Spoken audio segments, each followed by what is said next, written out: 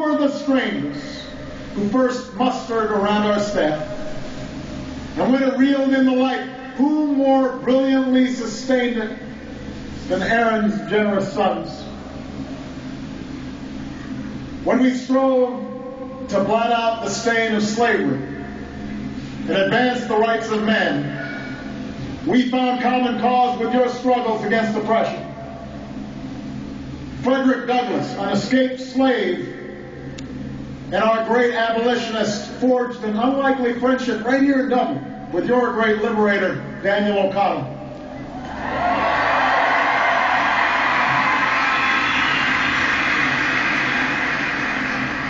His time here, Frederick Douglass said, defined him not as a color, but as a man. And it strengthened the nonviolent campaign he would return home to wage. Recently, some of their descendants met here in Dublin to commemorate and continue that friendship between Douglass and O'Connell. When Abraham Lincoln struggled to preserve our young Union, more than 100,000 Irish and Irish Americans joined the cause, with units like the Irish Brigade charging into battle, green flags with gold heart waving alongside our Star-Spangled Banner. When depression gripped America, Ireland sent tens of thousands of packages of shamrocks to cheer up its countrymen, saying, "May the message of Aaron Shamrocks bring joy to those away." And when an Iron Curtain fell across this continent and our way of life was challenged, it was our first Irish president, our first Catholic president, John F. Kennedy, who made us believe 50 years ago this week that mankind could do something big and bold and ambitious as walk on the moon. He made us dream again. That is the story of America and Ireland. That's the tale of our brawn and our blood, side by side, in making and remaking a nation. Pulling it westward, pulling it skyward, moving it forward again and again and again. And that is our task again today. I think we all realize that both of our nations have faced great trials in recent years, including recession so severe that many of our people are still trying to fight their way out. And naturally, our concern turns to our families, our friends, and our neighbors. And some in this enormous audience are thinking about their own prospects and their own futures. Those of us who are parents wonder what it will mean for our children and young people like so many who are here today.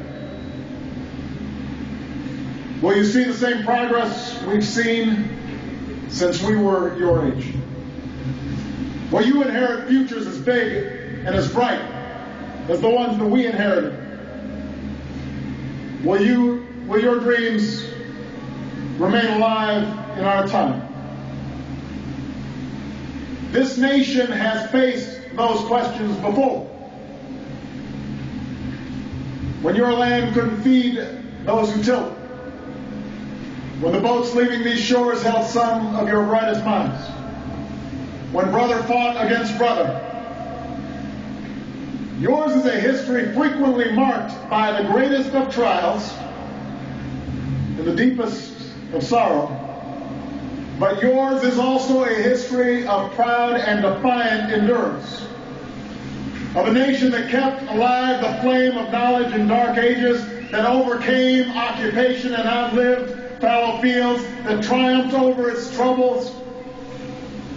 Of a resilient people who beat all the odds. And Ireland, as trying as these times are, I know our future is still as big and as bright as our children expect it to be.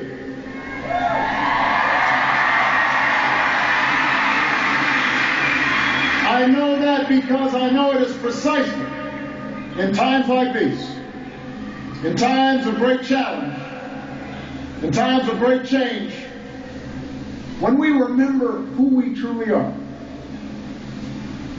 We're peoples, the Irish and Americans, who never stop imagining a brighter future, even in bitter times. We're people who make that future happen through hard work and through sacrifice, through investing in those things that matter most, like family and community. We remember, in the words made famous by one of your greatest poets, that in dreams begin responsibility.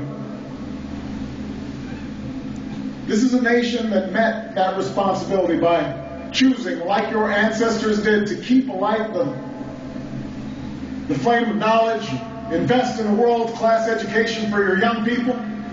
And today, Ireland's youth and those who come back to build a new Ireland are now among the best educated, most entrepreneurial in the world. And I see those young people here today, and I know that Ireland will succeed.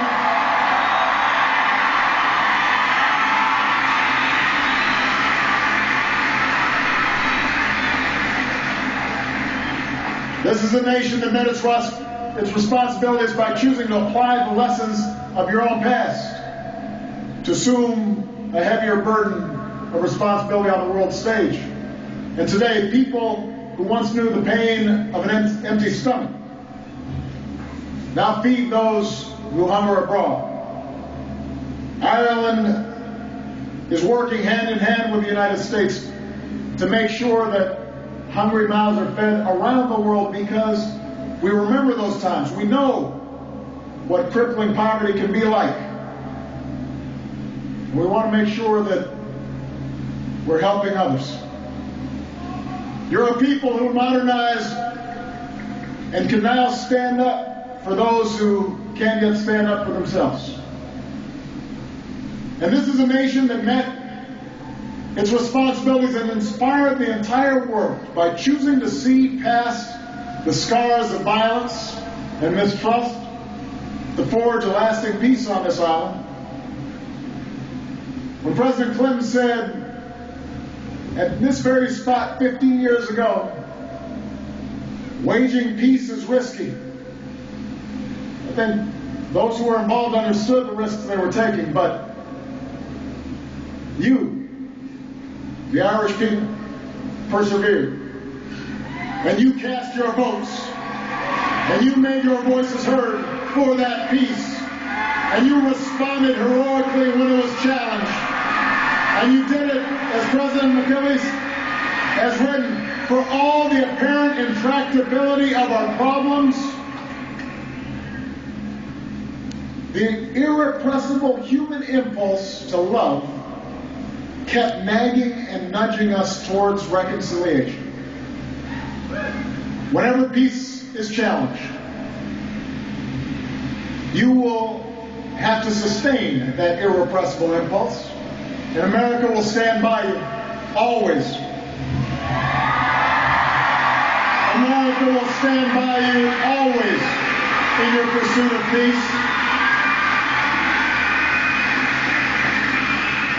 And Ireland, you need to understand that you've already so surpassed the world's highest hopes that what was notable about the Northern Ireland elections 2 weeks ago was that they came and went without much attention. It's not because the world has forgotten. It's because this once unlikely dream has become that most extraordinary of things. It has become real. A dream has turned to reality because of the work of this nation.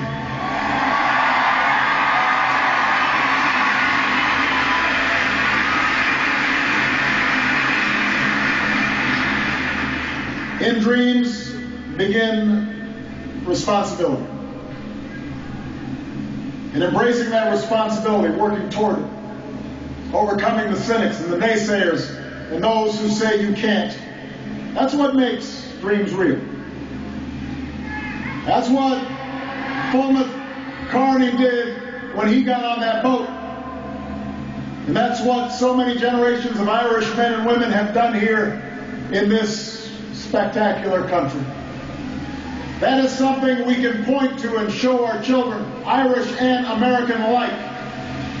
That is something we can teach them as they grow up together in the new century, side by side, as it has been since our beginnings. This little country that inspires the biggest things, your best days are still ahead. Our greatest triumphs in America and Ireland alike are still to come.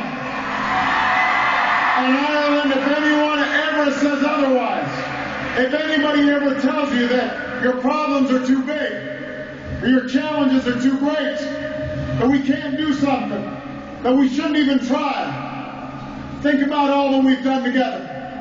Remember that whatever hardships the winter may bring, springtime's always just around the corner. And if they keep on arguing with you, just respond with a simple creed. Estateling, yes we can. Yes we can. Estateling for all you've contributed to the character of the United States of America and the spirit of the world. Thank you. And may God bless the eternal friendship between our two great nations. Thank you very much, everybody. Thank you.